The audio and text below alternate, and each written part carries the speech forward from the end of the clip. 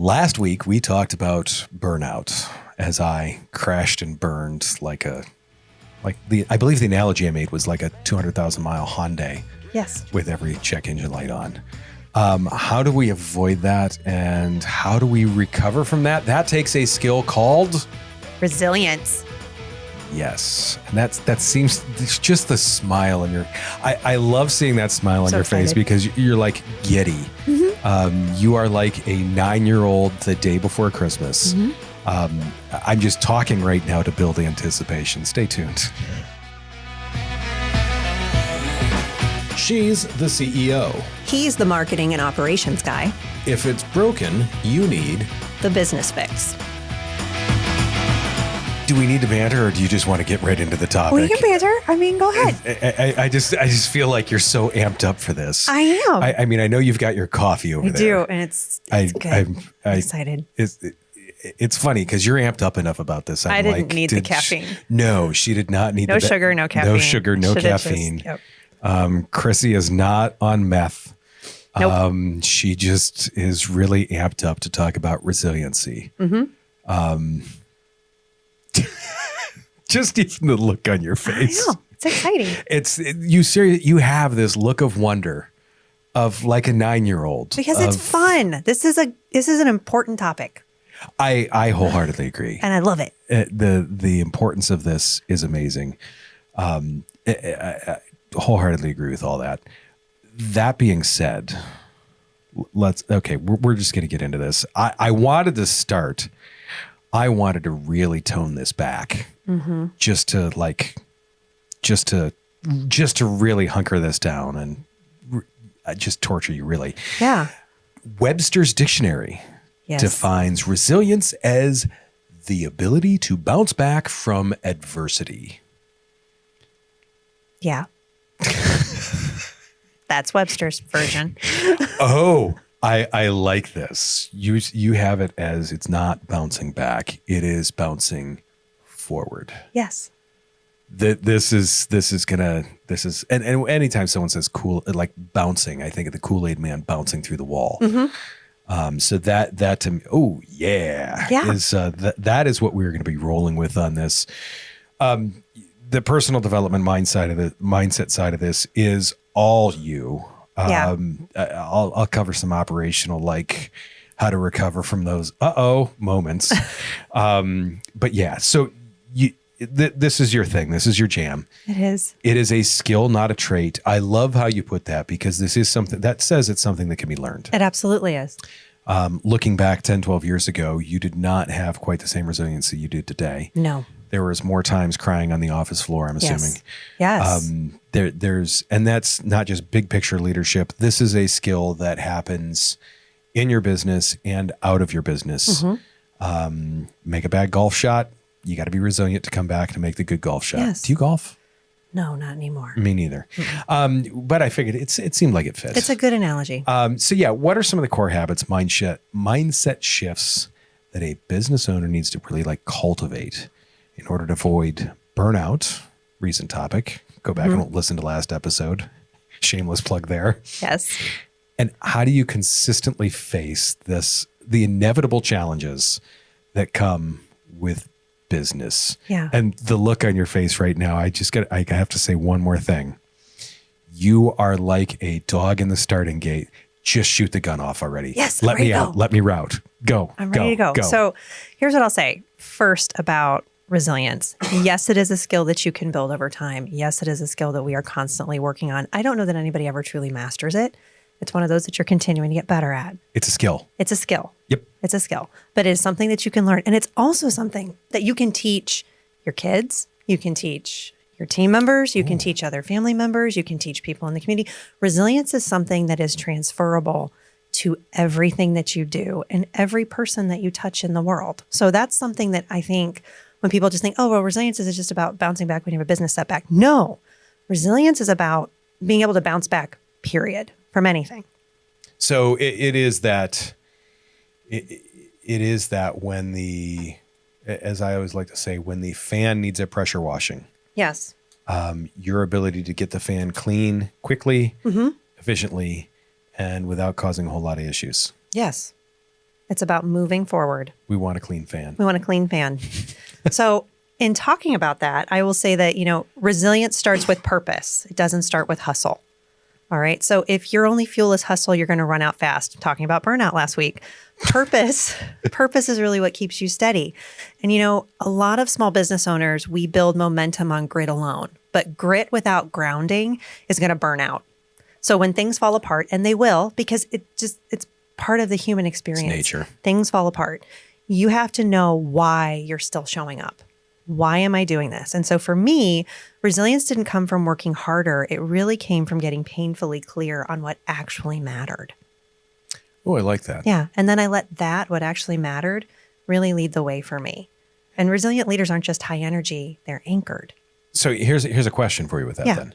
Does that resiliency help you then decide like what's worth worrying about? Yes, it can. It's a set of, because resilience is a set of, for me, we have like resilient operating system. It's a set of skills that help you determine how you're going to continue to move forward. Do I need to stay in fear? Can I move forward? This setback happened. What do we need to do? How do I need to take care of myself so that I can continue to do the things that move me forward, move the business forward, move the family forward? Makes sense. So 100%. Yeah. So the first one, resilience starts with purpose, not hustle. Second is, again, dealing with burnout. You can't be the only engine. So if your team needs you to push every inch forward, that's not leadership, that's liability. And so having a resilient operating system, having resilience isn't really about doing more. It's about designing things better. And it starts with stepping out of the hero seat. Stop trying to be the hero all the time. Resilient business isn't one where the leader's invincible. It's one where the systems and the people can function without the leader in the room. I think that's one of the most important ones. I'll say that again. It's one where the systems and the people can function without the leader in the room.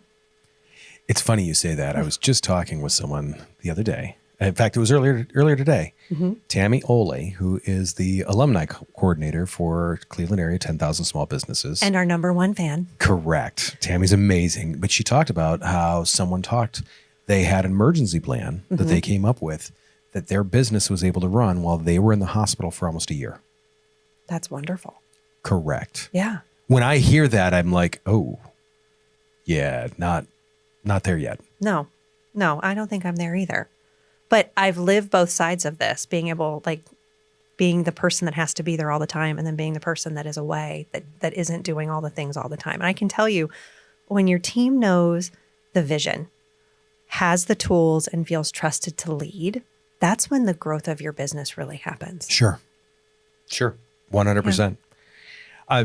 It's interesting that you talked about both sides of that, because I know as you came up through your business, you got to see that as different things happened. Yes, absolutely. And I became resilient kicking and screaming. I didn't become resilient because I wanted to be. I became resilient because I had to be. So I think that's a lot of, so when I wrote the book, Reluctantly Resilient, people are like, oh, that kind of sounds, I'm like, no. That's literally, that's the truth. I'm resilient. Yeah, no, it's not. And from when we sat in the studio here and you read the book, it wasn't reluctantly. It was, like you said, kicking and screaming. And it wasn't like, I'd really rather not do this. No. It was, hell no. No, don't want to. Don't make me. I won't. Which brings us to number 3 about a key to resilience, and we talked about it last week too, in talking about burnout, and that is that rest is a leadership skill. Yes. It was funny when I saw the notes for this, I'm like, she took some stuff from last week and just kind of said, hey dude, remember that We're going to repeat it. Remember the dumb thing that you did? Yeah. Not necessarily dumb. It just happened. So we're just going to move forward. But fast doesn't mean forward. Burnout isn't a badge. It's really important.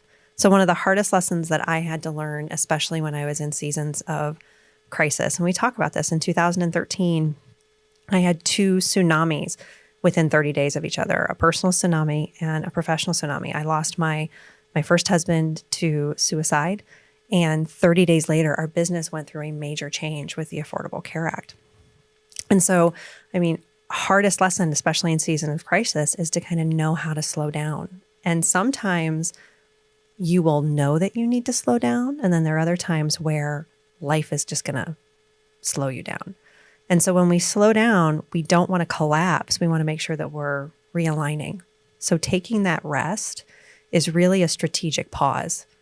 So taking that strategic pause is leadership, and resting is really a form of a leadership skill. So, I guess I kind of want to touch on that a little bit, because to me, it is that resting so you can pull back and be thoughtful about what you're doing. Yes.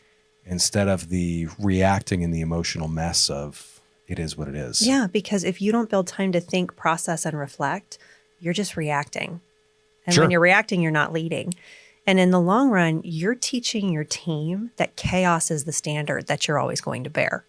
Yeah. Unless you're willing to pause, reflect. Yeah, it's important. Walk softly, carry a big stick slowly. No, I wouldn't. You don't need the stick. Just move slowly, I move guess I would say. yes. Slowly and intentionally. Yes, because resilient leadership makes space. It makes space for growth. It makes space for rest and for really what actually matters. Yeah. I guess when I say the walk softly, carry a big stick, I'm more heavy on the walk softly piece, because it takes intention. It does. To walk softly. It does. To do that way. Yeah. We talk about, you talk about how this is a toolbox. It is. And me being a mechanical guy. Yes. As soon as you bring up toolbox, I'm know. Like, oh, I'm speaking your language. So this is the question this is the statement that I want to make, and kind of let you build off of this. Yeah. Anyone that has a toolbox. Yes. We all realize every tool in there can be a hammer. Yeah. Pliers can be a hammer. A wrench can be a hammer. They are not good hammers. No. I'll let you run with that. So resilience isn't personality, it's a toolbox. So resilient leaders don't just power through, they pull from the right tools at the right time. And so we talk about at Clarity, we're working on a project called Resilient Operating System. So for those business owners who are like, hey, I think I need to build these skills, call me. I would love to talk to you yes. about how we're going to build these skills, because we have a program that really teaches the different tools that go in your toolbox. So, but in talking about resilience, I think oftentimes, and I don't like this, we talk about resilience like it's a character trait, like it's something you either have or you don't have. And that's not true. I mean, I've learned that it's way more practical than that resilience can be developed. So real resilience is a set of tools, it's skills, it's habits, it's boundaries, it's frameworks, because we know that we don't rise in crisis because we're tough. We rise and we get better and we move forward because we've built a system that helps us respond with clarity instead of with chaos. I'm seeing themes here. Yeah. Clarity, resilience. Yeah. It's like all the things just go together. You say those words a lot. Wow, I do. I love this. Yeah. So, as we talk about, this is what Resilient Operating System is about. It's really about equipping leaders to lead through the mess and to thrive through it, not just to survive it. So when things go sideways, you don't need inspiration.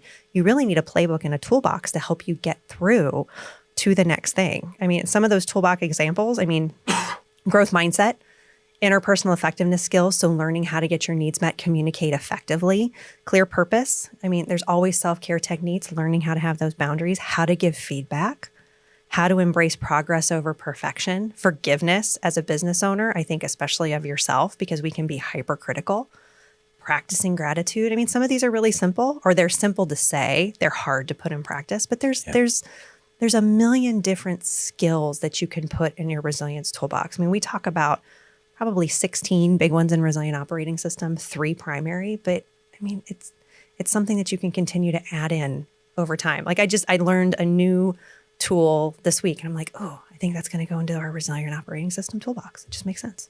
To me, the one that I find so interesting there is the feedback. Yeah. Because too many people give feedback in the moment. Yes. And that feedback in the moment also comes at people like a semi-truck. Instead of something that is constructive, instead of something that has forgiveness, gratitude, all those other things to it, that feedback can come in the form of a baseball bat. And I like the fact that you're talking about that as a tool that can be used to move it forward if you use it correctly. Yes, and it can be a tool that you use for other people. But in this case, when it comes to resilience, I am talking specifically about feedback that you are soliciting from other people about you. Oh. Sure. Because we can't get better if we're not willing to have the hard conversation or be willing to solicit feedback from the people around us that care about us the most, that want us to be better. So this is why I think a lot of times with leaders, when we're talking about, we're going to do 360 feedback and I think you want an executive director to bristle, have your board tell you, we want you to do 360 feedback. And they're like, excuse me? Right. Why? Right. It's like, no, this is not, I understand that it can sometimes be an uncomfortable process. Sure. I don't like 360 feedback either, as much as, it's good for me, but there are going to be moments where I'm like, oh, that's what they think. It's like, yeah, that's what they think. And it's okay. It's just data. So what are we going to do with that data? So feedback can really be important to keep you resilient, because it's also, how are you going to bounce back from that feedback? You're going to weaponize it? Don't do it.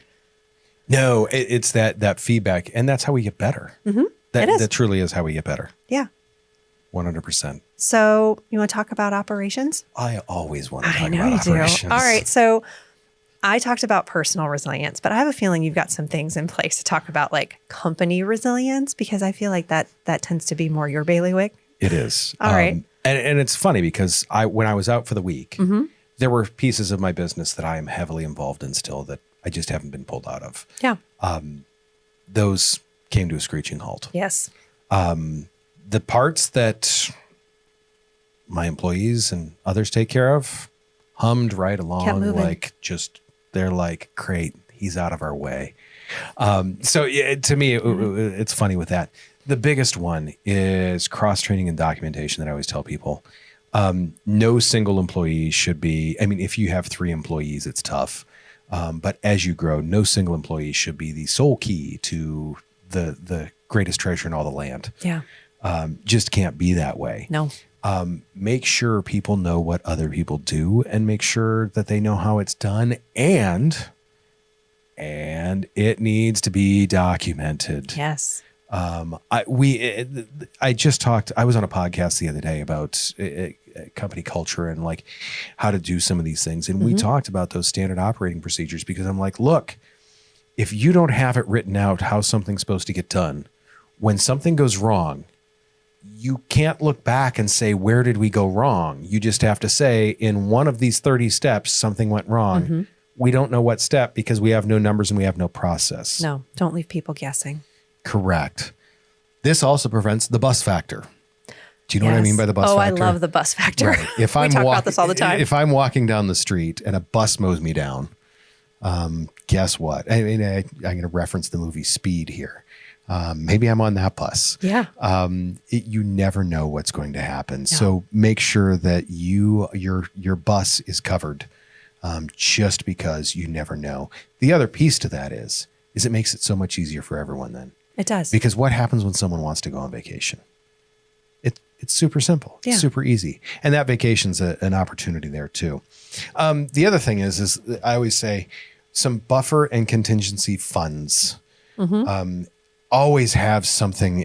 Cash is cash reserve is it's something that you need to have ready and handy for resiliency. Yeah. Cash reserve, line of credit. Yep. Different levers you can pull on. 100%. Mm-hmm. Having 3 to 6 months of money. Mm-hmm. And once again, it can be cash, it can be line of credit, it can be any one of those. Yeah. You need that. Yes. I've talked to so many businesses where they're like, hey, don't cash this until Friday. Mm-hmm. And you're like, whoa. This is $200. This is an issue. You need to focus on this. The other one is is when it comes to the marketing side of things. Yeah. So many people target a thing instead of a group of things. We want you to target specific people. Marketing only works if you target specific people, but don't target one person for all of your marketing. No. When we look at podcasts, like in our business, we have medical podcasts we work with. We have racing podcasts we work with. We have diversified industries that we work with. So if something crashes, it's not going to take everything down. We have real estate podcasts. I don't know about you. I remember 2008, 2009 pretty vividly. There was probably not many real estate podcasts starting in that amount of time. They were not throwing a whole lot of marketing money out at that point in time. The other thing that I always like to say with that is too many people market to one channel. Hey, we find that we get a lot of people on Instagram. Great. What happens if there's an algorithm change? Mm-hmm. What happens if the platform, I know so many political people, change because of a platform, and all of a sudden you don't know if you're going to have it or not. Correct. Yeah. Who remembers all the people freaking out when TikTok was down for 12 hours? Oh gosh, yes. There's so many people. The other two things is what happens if you get hacked and you can't get it on the back on that platform. Additionally, what happens if you some reason get banned? Yeah. Meta's famous for this. Yeah. They ban people for random reasons, and then suddenly you can't get back in, you can't get back on. And if that was your only channel of marketing that you have built, you are screwed and starting from scratch. Yep. Build it across the board. The last thing too with this is client concentration. We all know that business. Yes. Where they're like, yeah, I've got like 6 big clients. One of them is 50% of my business. You can't control how their business goes or how their business is run. If they shut down, you are screwed. Yeah. I know a couple of people that went through this marketing wise recently. Single client can wipe out your business. 20% is a big number. It is. That's the maximum I would ever want to see someone as part of my business. Yeah. If they keep running up, great, but I've got to build safety nets in to try and catch the other side of that. Because in all of this, what I always like to say is to have that war game plan. Yeah. What happens when this shit goes sideways? Yes. Go through some of those scenarios in your head. What happens when our top client leaves? Yep. I hope they don't. You got a pressure test. What happens if they leave? What do we do? What are some of the moves that we need to look at making, and when? What are the tools in our toolbox? What are the tools in our toolbox in order to make sure that we can bounce forward? Bounce forward. I almost said back, and No. I was getting ready to see you punch me. Even before I muttered it, I saw the fist clench, and I was like, Chrissy's threatening.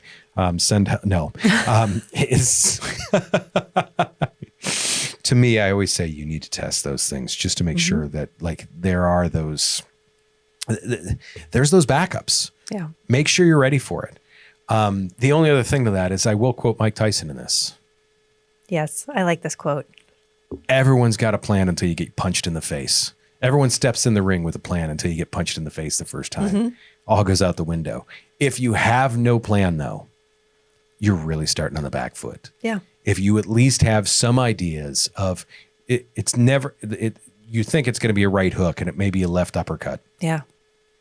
It's going to be different, but you still have some idea on how to react to it. And that's going to be the biggest piece with that. Do you feel more resilient now? Yeah, I always do. I know you do. Most of the time. I still get knocked down. There's moments where I've had a couple things in the last year that have knocked me over, and it's like, oh, I gotta be resilient. You do. It's okay. There's been moments where I'm like, you wrote a book on resilience. You need to suck it up, soldier. Get moving. I guess there's something else that I want to insert in here too. The one lesson that I heard from, like I said, I think I've told this before on the podcast, where I was in front of a business owner, large business, probably 1.3 to 1.4 billion a year, was getting cut. Their supply was getting cut 35%. Yeah. And without hesitating, he looked at me and he goes, "It's a moving target." And that to me is resiliency. Yeah. Because they found a way to make it better. Yeah. It's the realization. We tie a lot of our lives, our livelihoods into our business. We have a lot of things as business owners that define us, and our business can define us a lot. And I think that when you work on building your resilience, your perspective also can shift. And you look, some people believe that business is a spiritual game. Some people believe that business is just a game. I like to kind of think it can be both at times. But it's a moving target. That was probably one of the most impactful stories you've ever told me a couple years ago on it. And I was like, okay. So there've been a few things that have happened in our organization. Some have been really great. And it's like, oh, that's a good moving target. And there's other moments where I'm like, oh, it's a moving target. And it's funny too, because it takes me back to something else where we talked before about moving goalposts. You cannot move the goalposts for people because someone else is going to move them for you. Yes. It's just how it happens. It is. So when you have those tools in your toolbox to manage yourself as everything else is going on in your business, you're able to keep moving forward. So, can you lead when you're in survival mode? I don't think you can. No, I asked it as a question. I wholeheartedly agree that when you're in survival mode, what the first thing they do when you take a lifeguard school, or you know what the first thing they teach Coast Guard swimmers is? No. How to subdue the person that they are rescuing. Ah, that makes sense. Because they will cause you to drown. Yeah. They will cause you to drown. If you are drowning, you're not going to be able to save anyone else. No. And I think that speaks to when a leader, you are constantly putting out fires in your business. There's no space left for strategic thinking. None. There's no way for you to stay grounded. So you've got to figure out, bring in those operational buffers that you talked about. Yeah. Reserves. Give yourself some breathing room. Mm-hmm. Make sure that and once again, if you are struggling to survive, it is very, very tough to try and move forward. It is very, very tough to keep your head above water. Do what you can to make that push for breathing room. Mm-hmm. What about cross-training? Oh, do you do any of that? Of course we do. I know you do. I figured I mean, that was kind of that's the softball toss. Yeah, that's so no one's PTO turns into panic for everyone. That's always wait a second. Oh, where did you pull that from? It's how it is. PTO doesn't need to be panic. PTO doesn't need to be panic. Yeah. We are going to come up with a lot of shitty wall art for people. I love this. Yes, it's coming. We need to have our own inspirational quotes book. Yes. Or not so inspirational. Yes. Yes. One or the other. One of my favorites is, have you ever been to that site, Demotivational? Mm-hmm. Yes. My favorite is Teamwork. Have you seen that one? Yes. None of us is as dumb as all of us. Yes. That is my absolute favorite. To me, the other one is building capacity into this. Like, people cannot run at 110% all the time. No. People can run very well at 75% of the time. Yes. And that also allows them to move forward. And when stuff does go sideways, they've got capacity to handle it instead of flipping out, losing their mind, and coming at you crying. Yes. And really understand that if you're an extremely high performer, your 75% is not the norm. No. So you've got to think of what the average 75% is. Think of what their expectation is. Yeah. Yes. What's the difference between personal and business resilience? So I feel personal resilience is getting back up. Business resilience is usually staying upright during a storm. So they kind of keep you from failing the same way twice. So personal resilience is that moving forward. It's that bounce forward. It's grief. It's dealing with therapy. It's trying again. It's having grit. And then I think that business resilience is really, those are the things that you build so that one bad day or 1 week or 1 month or one down year doesn't derail everything that you've built. I love that. Yeah. I think strong leaders build both. Have you ever gotten bad news in your business before? Never. No, me neither. Never. Me neither. It's perfect all the time. Right. What's especially tough is when you have to tell a client something, this didn't go as planned. Mm-hmm. How do you demonstrate resiliency with that? Oh. I think we're going to have similar takes on this, but we're going to come at it from a different angle. Yeah, I think first of it is you got to be able to manage your own emotions around it. So if you need to role play or think about how you're going to have the conversation, rehearse it, great.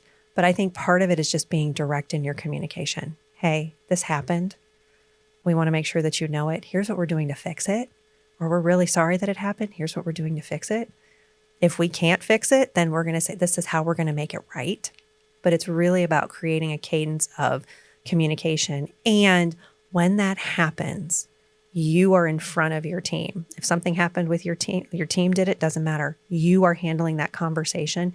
You are modeling it, because there may be some day where you're not available and this happens in your team and your team knows exactly how to handle it because they've watched you do it. So do not apologize in a silo. This is a really great opportunity for training for your organizational leaders to understand how we deal with giving a client disappointing information.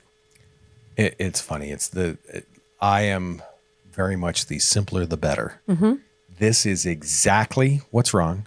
This is exactly how we feel it's going to affect you.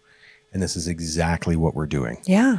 Not we're going to start working on the thing and we feel like there's no feelings, there's no nothing. No. This is exactly. You have to cut anything fluffy out. This is direct. This is painful. This is a sweaty 10-minute conversation that may involve like a puddle of urine underneath the chair at the same time. But if done correctly, that saves that relationship. Exactly. Because, panic is contagious with your team. I like that. And so is composure. I wholeheartedly agree. So if you can model composure. You're the leader. Yes. If you're freaked out, I guarantee everyone under you is losing their ever-loving minds. Yes. And probably also going, I'm really glad she's here and she can do that. Or I'm really glad he's here and he can do I don't want that part of the job. Oh, sure. That's why you're in charge. Sure.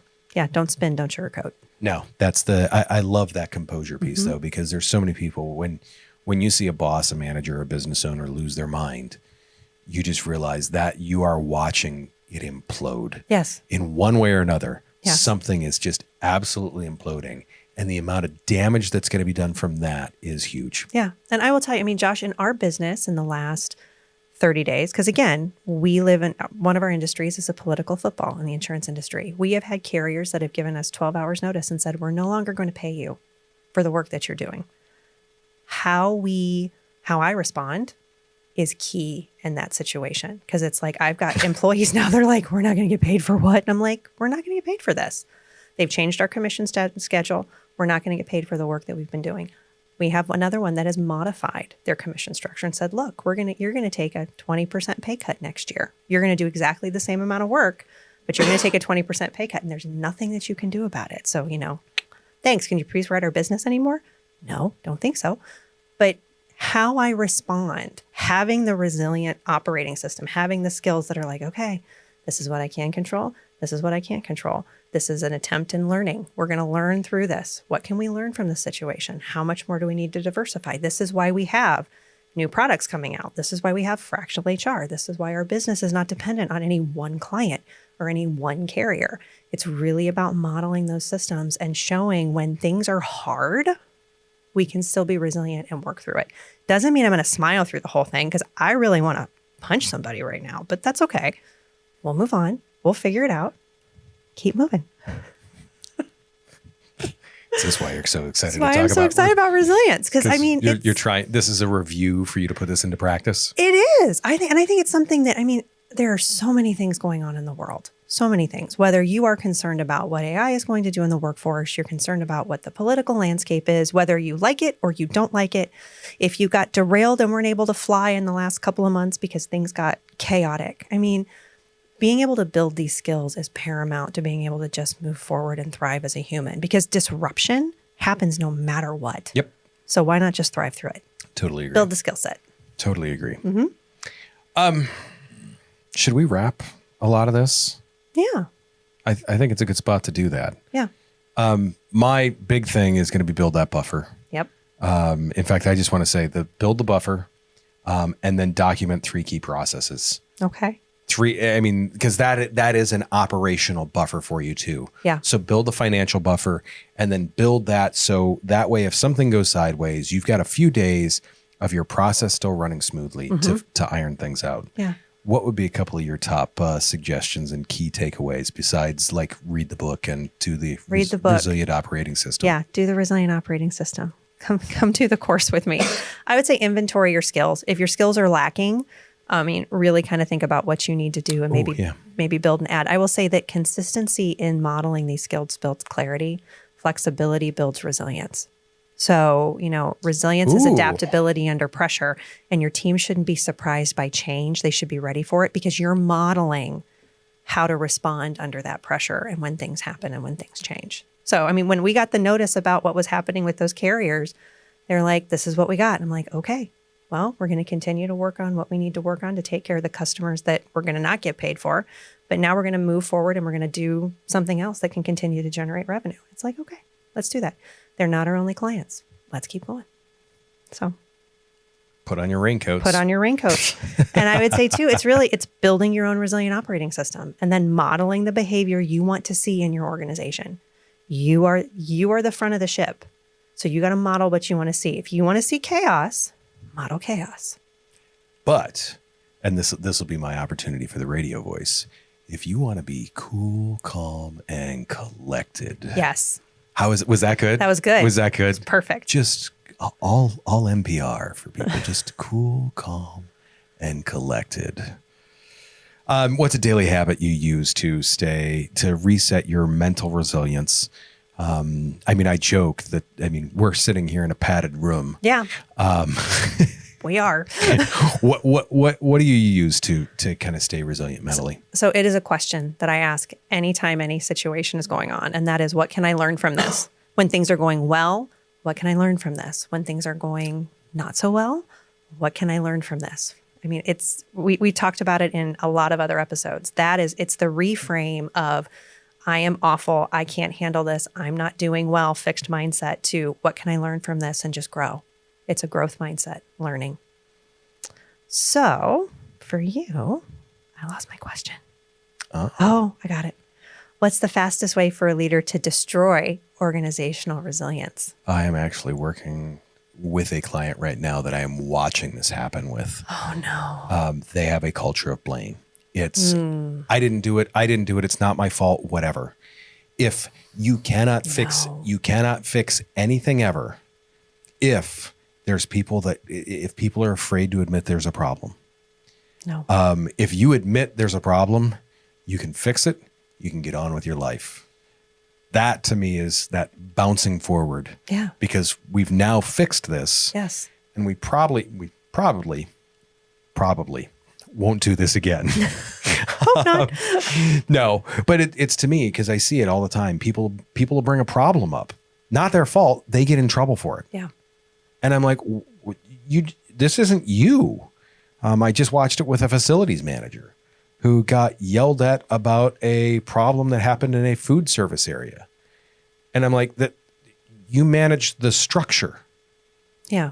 Nope. Yeah. So to me, that is that thing that just makes things worse and worse and worse. Mm-hmm. If you can't admit there's a problem. Being open, have we talked about being open and honest in the business? We have. Psychological safety, being able to move. You want to move at the speed of innovation. You want to be able to have a nimble team. Be resilient. Got to be able to talk. Model resilience. Love it. Mm-hmm.